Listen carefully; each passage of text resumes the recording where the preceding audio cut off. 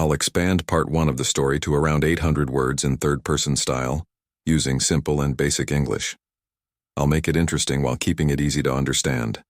Commander Na-Young stood at the viewport of the observation ship Hawkeye, her hands gripping the metal rail so tightly her knuckles turned white. The colony of New Earth, humanity's proudest achievement and first interstellar settlement, was disappearing in flashes of light and fire. 5 years of peace with the Galactic Council had evaporated in minutes. "Magnify Sector 4, she ordered. Her voice steady despite the horror unfolding before her eyes. The screen zoomed in on a residential area where just yesterday, children had played in artificial parks under the dome. Now only twisted metal and flames remained. The Galactic Council warships moved like sharks through water, precise and merciless in their destruction. Ji-Ho, her second in command, entered the bridge. His face was pale. "Commander, we've intercepted their communications. They're calling. This a containment procedure. They say humans are too unpredictable to be allowed to spread." Na-Young closed her eyes for a moment.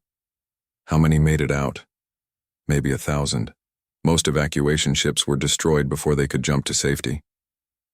Ji-Ho handed her a tablet. "We caught something else. A damaged council ship was leaking data. Our tech team pulled these files before it self-destructed." The small observation vessel Hawkeye had escaped notice, hidden behind New Earth's moon. They had been on a routine check-in mission when the Council fleet appeared without warning. Now they were the only military witnesses to what was clearly a planned attack. Na-Young scrolled through the files, her face growing darker with each swipe. "They've been watching us, not for decades, for centuries." The files showed detailed observations of Earth dating back to ancient times. "They've been studying us like lab rats, waiting for us to develop enough to be worth meeting." "There's more," Ji-Ho said quietly. "Go to the section marked Threat Assessment." The file was filled with biological data, psychological profiles, and military analyses. One line stood out: "Human adaptability exceeds all known species. Conflict response patterns suggest potential to surpass Council military capability within 200 years if left unchecked." Na-Young looked up from the tablet. "They attacked us because we might become stronger than them someday?" "It seems so. The peace treaty was a way to study us up close, to confirm their fears." Out in space, the last of New Earth's defensive platforms fell silent. The colony, home to 30,000 humans, had been reduced to floating debris in less than an hour. "We need to get this information back to Earth," Na-Young said, clutching the data drive that contained their evidence. "Set course for the emergency jump point." As Ji-Ho gave the orders, Na-Young studied the Council warships. They were beautiful in their way, sleek designs that seemed to bend light around them. The Council had presented themselves as benevolent guides, offering technology and knowledge to humanity. Their ambassadors had walked Earth's cities, visited universities, and spoken of a shared future among the stars. All lies.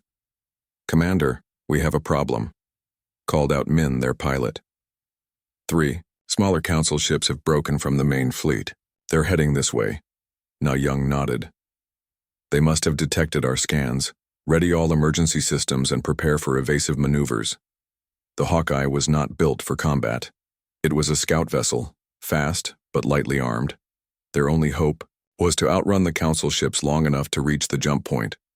"They're hailing us," Ji-Ho reported. "Put it through." A smooth, almost musical voice filled the bridge.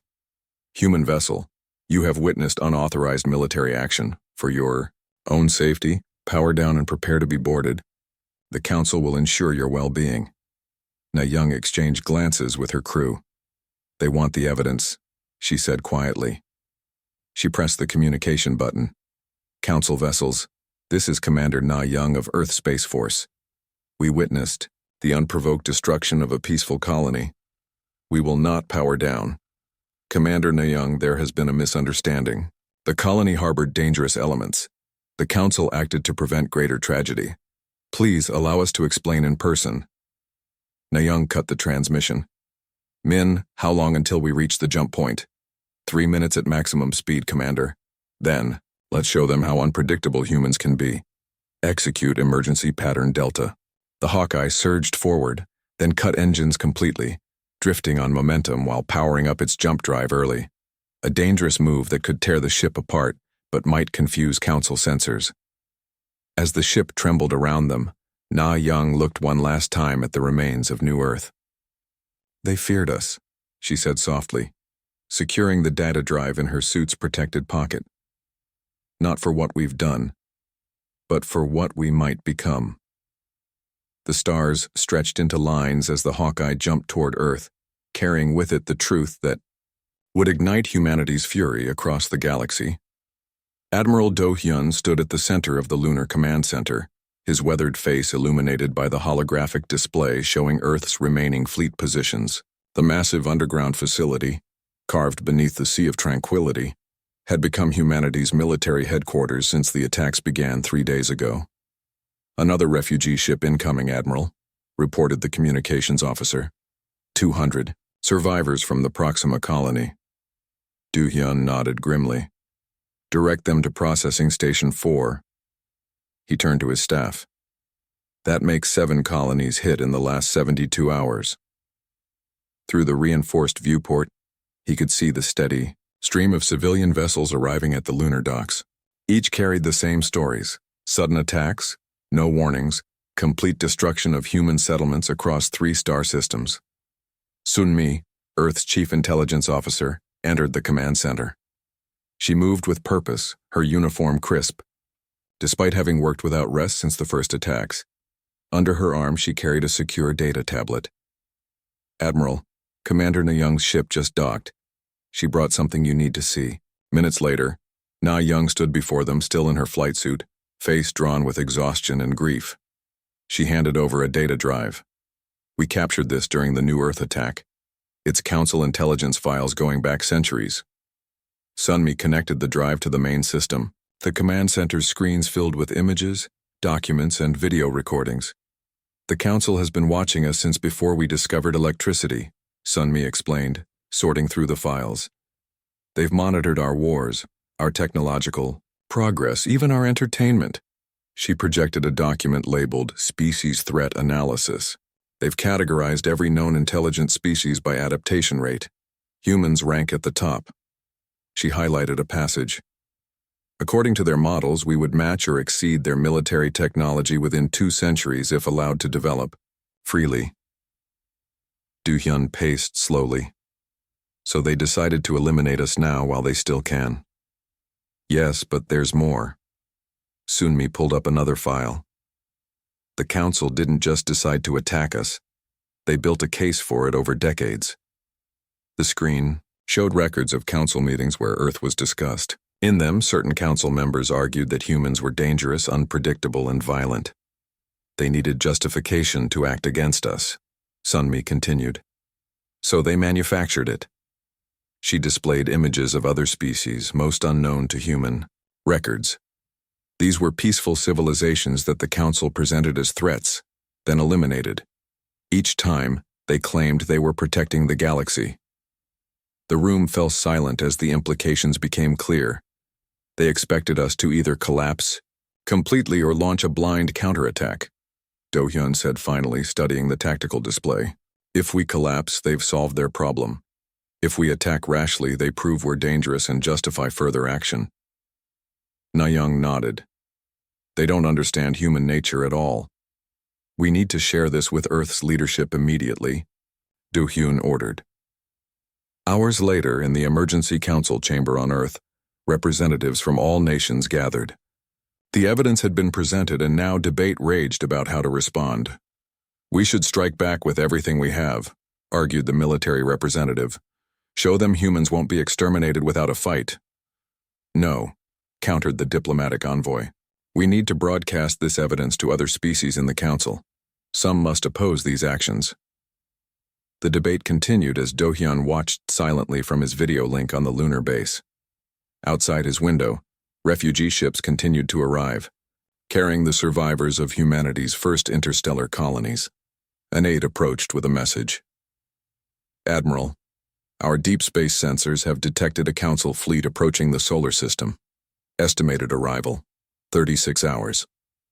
Do Hyun nodded and turned back to the meeting. He waited for a pause in the argument before speaking. While we debate, the council prepares to finish what they started, he said calmly. They've studied our history. They know our strengths and weaknesses. They expect us either to surrender or to fight like cornered animals. He looked at each face on the screen. But there is one thing they did not account for. Throughout our history, humans have been at their most dangerous, their most innovative, and their most united when fighting against injustice. The room grew quiet. They fear what we might become, Do-hyun continued. I say we show them exactly why they were right to be afraid. Not because we are violent, but because we will not allow innocent lives, human or otherwise, to be sacrificed for their control. The Earth's president stood. What do you propose, Admiral? Something they won't expect. We fight. Yes, but not just for ourselves. We fight for every species they've betrayed and destroyed. We expose their lies to the galaxy. One by one, the representatives nodded in agreement. Then it's decided, the president said. Humanity will not go quietly. We will respond, not with blind rage, but with calculated justice. As the meeting ended, Do-hyun turned to his officers. Prepare all ships. We have work to do. Na-young's ship, the Hawkeye, drifted silently through the asteroid field at the edge of charted space. The vessel's engines were powered down to minimal life support levels, its hull temperature matching the surrounding rocks to avoid detection. Council patrols had been hunting them for weeks. Anything on sensors? Na-young asked, her voice low, despite the fact that sound couldn't travel in space. The sensor officer shook her head. Nothing yet, Commander. If the coordinates from the archives are correct, the Vran territory should begin just beyond this asteroid cluster. The Vran were little more than a legend among most spacefaring species, a civilization that had supposedly vanished centuries ago after defying the Council. But the secret files Na-young had recovered from New Earth contained references to their continued existence in this remote sector. I still think this is too risky, said Ji-ho, standing at her side. We have no proof they even exist anymore, let alone that they'd help us. We need allies, Na-young replied simply. Earth can't stand alone against the Council. The ship emerged from the asteroid field into an empty expanse of space. At first glance, there appeared to be nothing but darkness ahead. No signs of habitation, reported the science officer. No artificial structures, no energy signatures. Na-young frowned. The files were specific about this location. Broadcast the greeting message on all frequencies. Moments after the message was sent, space itself seemed to ripple before them. What had appeared as empty void now revealed massive structures, space stations and habitats that had been completely invisible to their sensors. Incredible cloaking technology, breathed Ji-ho. 3 sleek vessels appeared alongside the Hawkeye, their designs unlike anything humans had encountered before. They emitted no engine signatures yet moved with perfect precision. We're being hailed, the communications officer announced. A voice filled the bridge, speaking perfect English. Human vessel, you have entered Vran space. Your message references Council archives that few possess. Explain your presence. Na-young stepped forward. I am Commander Na-young of Earth. We seek the Vran because we face extinction at the hands of the Galactic Council. Our colonies have been destroyed under the claim that humans are a danger to galactic stability. There was a long pause before the voice responded. Dock at the coordinates we are sending. Come unarmed. The Hawkeye was guided to an enormous space station that appeared to be built within and around a hollowed asteroid. As Na-young and a small team stepped through the airlock, they found themselves facing beings that looked almost human, except for their silvery skin and eyes with vertical pupils like a cat's. I am Ha-jun, said the tallest of them, an elderly Vran with intricate markings on his face. Elder of the Vran remnant. Follow me. He led them through corridors that seemed to be grown rather than built, with walls that pulsed gently with bioluminescent light. They entered a chamber where a 3-dimensional map of the galaxy floated in the center. Your species is not the first to face Council judgment, Ha-jun said, gesturing at the map. Red points of light appeared across the galaxy, dozens of them. Each mark represents a civilization deemed an evolutionary anomaly by the Council and subsequently eliminated. What does that mean exactly? Na-young asked. Species that evolve too quickly. Those who adapt and innovate at rates the Council cannot control. Ha-Jun touched the map, and it zoomed in on a star system. The Vran were judged 300 Earth years ago. We were developing neural technology that would have surpassed the Council's. They declared us a threat and attacked without warning. But you survived, Jiho observed. Ha-Jun nodded. Some of us. We had developed shield technology that could withstand their weapons. We retreated here and learned to hide. Are you the only survivors? Na-young asked. No. There are others, species who escaped or who were overlooked. We maintain contact. Ha-Jun studied Na-young carefully. What do you seek from us, human? We want to expose the Council's crimes to the galaxy. Many species in the Council itself don't know what their leadership has done. We have evidence, but we need allies and technology to survive long enough to use it. Ha-Jun considered her words. Vengeance, then? Justice, Na-young corrected firmly. We aren't seeking revenge. We want justice for all species who have suffered under Council lies. And we want to prevent it from happening again. The elder Vran's expression was unreadable for a moment. Then he smiled. A surprisingly human gesture. Come with me, he said. They followed him deeper into the station, eventually entering an enormous chamber where representatives of at least a dozen different species were gathered. Some looked nearly human, others were completely alien, crystalline beings, entities of pure energy contained in special suits, creatures that seemed to shift between gas and solid forms. These are the survivors, Ha-Jun explained. We have watched and waited for centuries, gathering strength, developing technologies the Council cannot match. Perhaps you humans are the catalyst we have been waiting for. Na-young looked around, the chamber in awe. All of your species were targeted by the Council? A being made of what looked like liquid metal stepped forward. My people were reduced to a single colony ship. The Council claimed we were carriers of a dangerous pathogen. Mine were labeled as mentally unstable because our thought patterns couldn't be mapped by Council technology, added a small feathered being. One by one, they shared similar stories of betrayal and survival. We have the technology, Ha-Jun said. You have the evidence and the will to act. Together, perhaps we can bring change. Na-young stood straighter. On behalf of humanity, I accept your alliance. The Council believes they're facing just one more species to eliminate. Instead, they'll face the combined strength of all those they've wronged.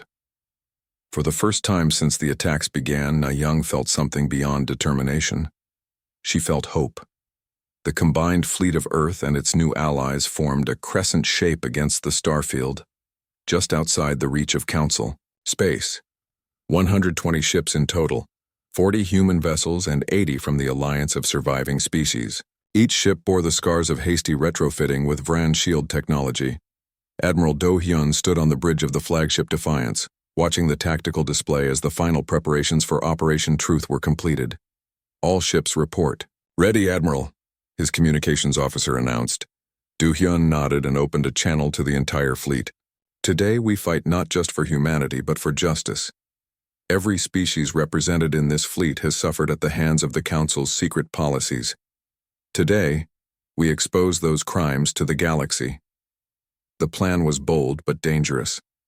While the main fleet engaged the Council's border defenses as a distraction, Commander Na-young would lead a small team to infiltrate the Council's central archive station. There they would access the complete records of the Council's containment operations and broadcast them across every communication channel in Council space. Commander Na-young, your infiltration team has the most critical mission. Are you prepared? Do-hyun asked over a private channel. Na-young's face appeared on his screen. She wore the sleek black infiltration suit developed by the Vran. We're ready, Admiral. The Vran's phase shift technology will get us aboard the station undetected. Remember, you'll have exactly 40 minutes before the Council realizes our main attack is a diversion, Do-hyun warned. Understood, sir. We won't fail. As the fleet, Moved into position, Na Young and her team of 5, 3 humans and 2 Vran, boarded a small craft unlike any human vessel. It appeared almost liquid, its hull constantly shifting and refracting light. "The phase shifter is charged," reported Hajun, who had insisted on joining the mission despite his age. "We can make 3 jumps before needing to recharge." Nayang nodded. "Let's begin." The phase shift jump was nothing like conventional space travel. For a brief moment, Nayang felt her body become something other than solid matter, a strange, tingling sensation that passed almost instantly. When it ended, they were inside, the Council Archive Station in a rarely used maintenance corridor. "The security center is 2 levels up," whispered Taewan, the team's engineer, checking his scanner. "Minimal guard presence, just as our intelligence suggested." The team moved silently through the station. The Vran technology kept them invisible to standard sensors, but they could still be seen by the naked eye. Twice they had to hide as Council guards passed. After bypassing 3 security checkpoints, they reached the central archive, a massive spherical chamber at the heart of the station. "I need 5 minutes to access the main system," Taewan said, connecting his equipment to the control panel. "Something's wrong," Nayang observed, looking around the chamber. "This isn't just a data archive." The walls of the chamber were lined with display cases. Inside each were artifacts, technology, art objects, even biological specimens preserved in stasis fields. Each display had a small plaque with text in the Council's formal language. Hajun moved closer to examine one. His face paled. "These are trophies," he whispered, "taken from each species they destroyed." Nayang walked slowly around the chamber. One display contained human artifacts, books, a violin, a spacesuit from Earth's early space program. "They were already preparing our exhibit," she realized with horror. "They never intended for us to survive." "Commander," called Taewan urgently, "I've accessed the system, but there's more here than we expected. Detailed records of 53 species completely eliminated by the Council over the past 1,000 years. Download everything," Nayang ordered, "and prepare the broadcast." "The fleet reports heavy engagement," one of the human team members said, checking their communications. "Council reinforcements are arriving sooner than expected." Nayang made a quick decision. "Change of plans. We're not just broadcasting the evidence, we're turning this entire station into the message." "What do you mean?" asked Hajun. "This isn't just an archive, it's a museum of genocide," Nayang said grimly. "We'll broadcast our feed directly from here, showing the galaxy exactly what the Council leadership has been hiding." Taewan nodded in understanding and adjusted the broadcast parameters. "Ready when you are, Commander." Nayang stood before the camera, the chamber of trophies behind her. "This message is for every citizen of every species in Council space. I am Commander Nayang of Earth. Behind me is the Council's secret archive, a museum where they preserve trophies from civilizations they have deliberately destroyed." She walked through the chamber, showing each display, while Taewan transmitted the Council's own records alongside the visual evidence. Outside, the battle raged. The combined fleet fought valiantly against overwhelming Council forces, working to maintain the communication channels open for the broadcast. "Admiral," reported the tactical officer on the Defiance, "the Council is attempting to jam all communications. 3 of our relay ships have been destroyed. Divert power from weapons to communications," Do-hyun ordered. "Protection of those channels is our priority." Ship after ship positioned themselves to maintain the broadcast signal, taking hits that their shields could barely withstand. In the archive chamber, Nayang and her team had completed the broadcast, but found their escape route cut off by Council security forces. "The phase shifter needs another minute to recharge," Hajun said urgently. "We may not have a minute," Nayang replied as the main doors to the chamber began to open. At that moment, her communicator crackled. "Commander," came Admiral Do-hyun's voice, "the broadcast has reached every corner of Council space. Reports are coming in of protests erupting on multiple worlds. The Council fleet is being recalled to deal with the crisis. Get your team out of there now." The doors slid open, revealing a squad of Council guards. Just as they raised their weapons, The phase shifter activated and Na-Young's team vanished, reappearing moments later aboard their ship. As they rejoined the fleet, Na-Young looked out at the stars. 8 human ships and 11 allied vessels had been destroyed in the battle, their crews sacrificing themselves to keep the broadcast channels open.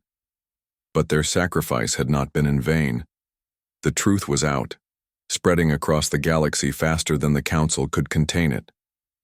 The first step toward justice had been taken, at tremendous cost.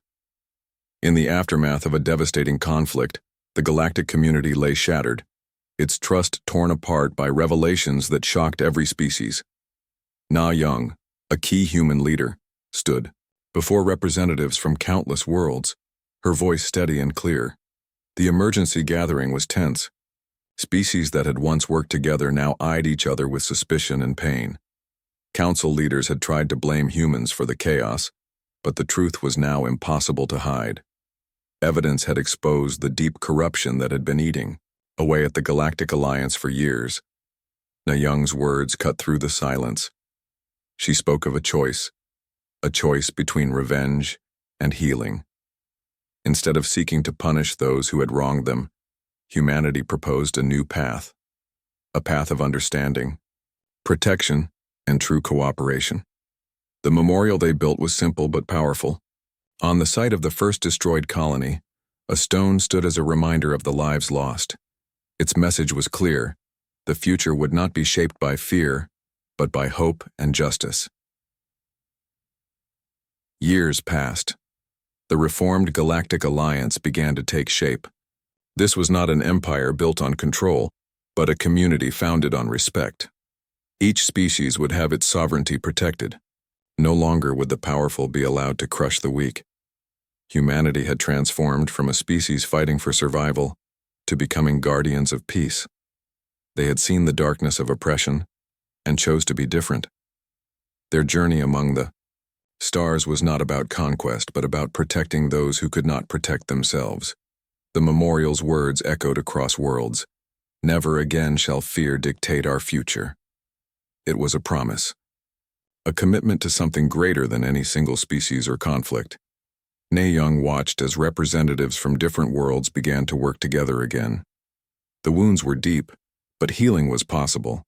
Trust could be rebuilt, slowly but surely. The stars that had once witnessed destruction would now witness reconciliation. The story of humanity's rise was no longer about war. It was about choice. The choice to stand up against tyranny.